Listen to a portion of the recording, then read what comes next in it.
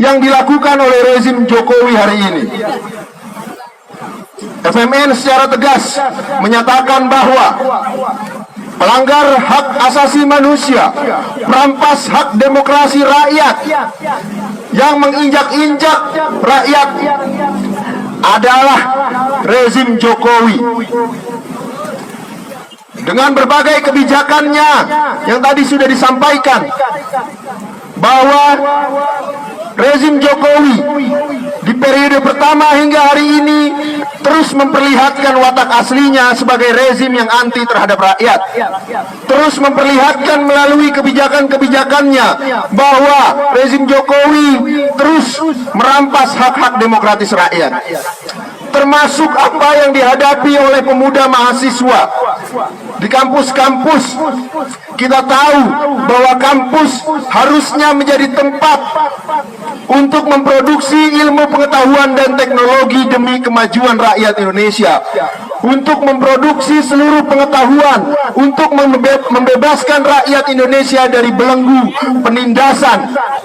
Namun hari ini, di bawah kaki rezim Joko Widodo, kampus justru dijadikan sebagai pabrik untuk memproduksi ilmu pengetahuan yang memanipulasi dan menipu rakyat Indonesia. Kampus melalui profesor-profesornya, lembaga-lembaga penelitiannya, dan seluruh instrumennya dijadikan alat untuk melegitimasi secara akademik segala bentuk penindasan yang dilakukan oleh rezim Jokowi. Ketika rezim Jokowi ingin merampas tanah rakyat di desa-desa, kampus yang dijadikan alat untuk menerbitkan hasil studi dan hasil kajian akademiknya untuk melegitimasi perampasan tersebut. Ketika rezim Jokowi ingin merampas upah buruh di Indonesia, kampus juga dijadikan alat untuk memproduksi dan melegitimasi hal tersebut.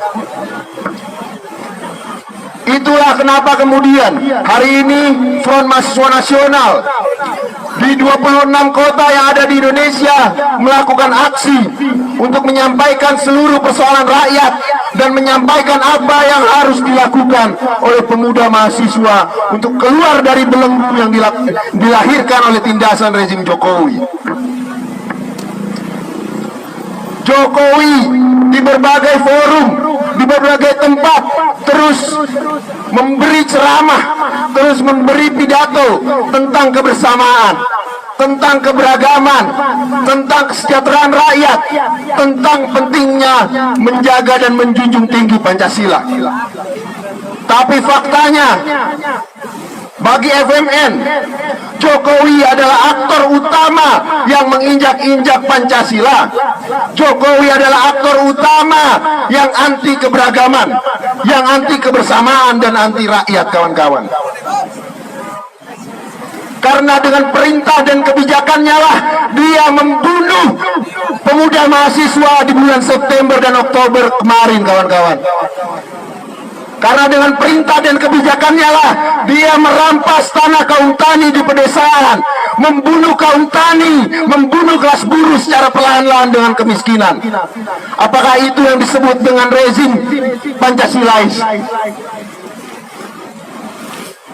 Oleh karena itu, pada kesempatan kali ini FMN juga ingin menyampaikan bahwa sudah waktunya seluruh rakyat dan pemuda mahasiswa menyatakan dengan tegas bahwa rezim Jokowi adalah musuh utama bagi rakyat Indonesia, bahwa rezim Jokowi adalah musuh utama bagi seluruh pemuda mahasiswa.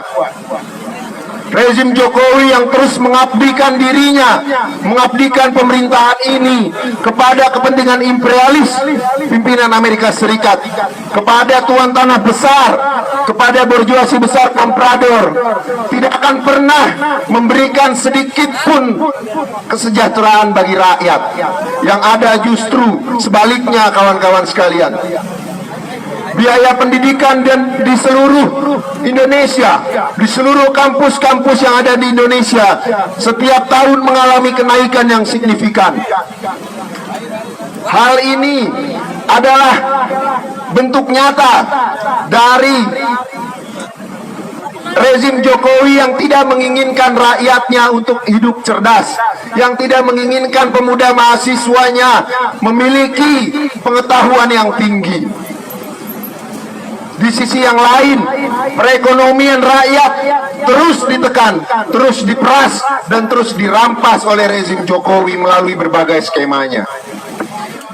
Terakhir, saya menyampaikan salut dan hormat setinggi-tingginya kepada seluruh kawan-kawan Front Perjuangan Rakyat, bahwa momentum hari ini bukanlah akhir bagi perjuangan kita, bahwa perjuangan kita tidak hanya dilakukan di perkotaan, tapi perjuangan demokrasi nasional yang sesungguhnya adalah perjuangan pertalian erat antara perjuangan kita di pedesaan untuk mewujudkan reforma agraria sejati dan perjuangan kita di perkotaan untuk mewujudkan dan membangun industrialisasi nasional.